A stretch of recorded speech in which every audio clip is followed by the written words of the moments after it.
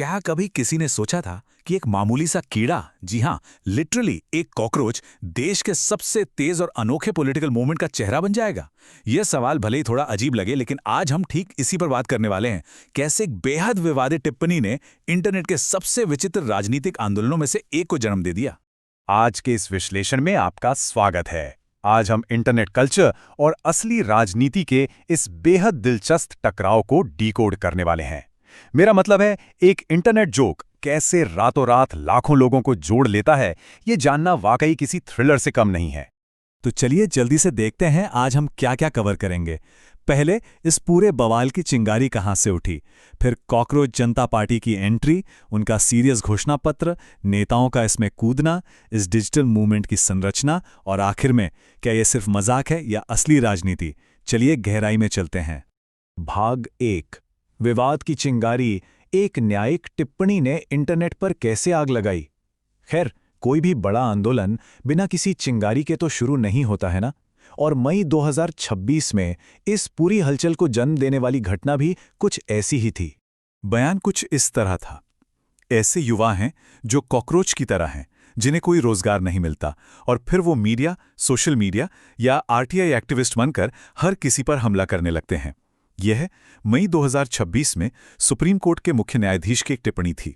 और बस इस एक शब्द कॉकरोच ने सोशल मीडिया पर भूचाल ला दिया। इसने सीधे तौर पर युवाओं की भावनाओं को ट्रिगर कर दिया। हालांकि इसके बाद निष्पक्ष रूप से एक स्पष्टीकरण जरूर आया। ये साफ किया गया कि ये टिप्पणी देश के बेरोजगार युवाओं के लिए नहीं, बल्कि उन लोगों के खिलाफ थी जो फर्जी डिग्री लेके सिस्टम में घुसते हैं। लेकिन तब तक तो बहुत देर हो चुकी थी। इंटरनेट ने कॉकरोच टैग को पकड़ा और उसे अपना सिंबल ही बना लिया। भाग 2, कॉकरोच जनता पार्टी की एंट्री। धर्मनिरपेक्ष, समाजवादी, लोकतांत्रिक, आलसी, और यहीं से जन्म होता है कॉकरोच जनता पार्टी यानी सीजेपी का। अभिजीत दीप के नाम के एक 30 वर्षीय डिजिटल रणनीतिकार ने इस पैरोडी आंदोलन की शुरुआत की। अब इस पार्टी के रूल्स देखिए, बहुत ही दिलचस्प हैं। मेंबरशिप के लिए क्या चाहिए? मजबूरी या शौक से बेरोजगार होना, फिजिकल लेवल पर आलसी होना, दिन में कम से कम 11 घंटे ऑनलाइन रहना, और हाँ, प्रोफेशनल लेवल पर भड़ास निकालना आना चाहिए। बेसिकली जेन जी के इंटरनेट कल्चर और उनके गुस्से को एकदम परफेक्ट सार्कास्टिक तरीके से कैप्चर किया गया। और इस सार्केज़म का असर देखिए। ग्राफ पर नजर डालें तो पहले दिन जहां 0 मेंबर्स थे, तीसरे दिन तक सीधा 40,000, और 5वें दिन आते आते 1 लाख का आंकड़ा पार हो गया। मतलब सोशल मीडिया पर यह आग की तरह फैल गया। ऐसी रफ्तार किसी भी नए आंदोलन के लिए लिटरली अभूतपूर्व थी। अब भाई, जहां सत्ताधारी पार्टी हो वहां विपक्ष तो बनेगा ही। सीजेपी को टक्कर देने के लिए एक नेशनल पैरासिटिक फ्रंट भी सामने आ गया। ये खुद को सिस्टम के खिलाफ एक फॉर्मल रेजिस्टेंस मानते हैं, और इनकी डिमांड है एक अपराधी मुक्त संसद। तो इस तरह से भारत का पहला कीड़ों और परजीवियों पर आधारित एक पूरा का पूरा पॉलिटिकल इकोसिस्टम तैयार हो गया। भाग 3, एक व्यंग्यात्मक लेकिन गंभीर घोषणा पत्र, यानी इंटरनेट ह्यूमर में लिपटी असली राजनीतिक मांगें। अब यहां टोन थोड़ी बदलती है, क्योंकि जो चीज ऊपर से महज एक मजाक लग रही थी, उसके अंदर एक्चुअली संस्थागत व्यवस्थाओं को लेकर बहुत गहरी निराशा छिपी थी। इनकी मांगों पर जरा गौर कीजिए। पहला, मुख्य न्यायाधीशों के लिए रिटायरमेंट के बाद राज्यसभा की सीट पर बैन। दूसरा, वैलिड वोट्स हटाने वाले अधिकारियों पर यूएपीए लगाना। तीसरा, संसद में महिलाओं के लिए 50% आरक्षण। और चौथा, दल बदल करने वाले सांसदों पर 20 साल का इलेक्शन बैन। ध्यान दीजिए, ये कोई मजाक वाले मुद्दे नहीं है, ये देश की बहुत ही सीरियस गवर्नेंस डिमांड्स है। और बात यही नहीं रुकी। इस मूवमेंट ने आम लोगों और एक्टिविस्ट से सुझाव लेने भी शुरू कर दिए।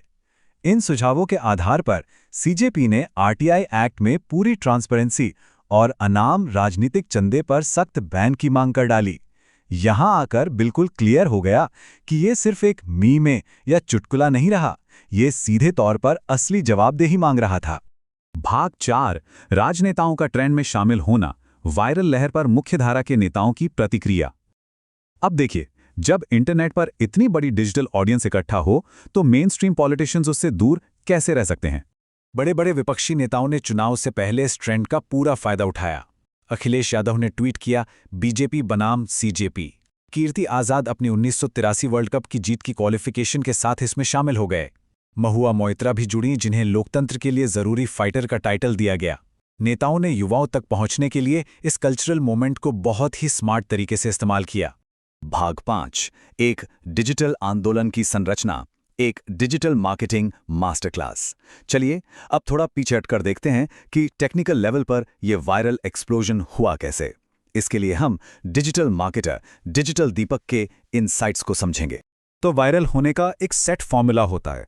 पहले आती है भावना या इमोशन, यहाँ वो था युवाओं की कुंठा और गुस्सा। फिर आते हैं मीम्स, यानी उस गुस्से को एक आसान फॉर्मेट में ढालना।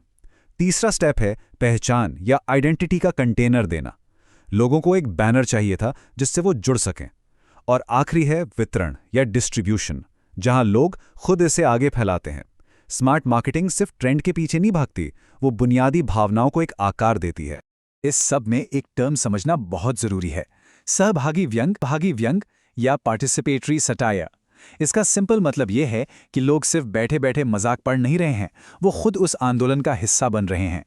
आज की पीढ़ी सार्केज़म और मीम्स का इस्तेमाल करके अपनी भड़ास निकाल रही है, अपने वैल्यूज दिखा रही है।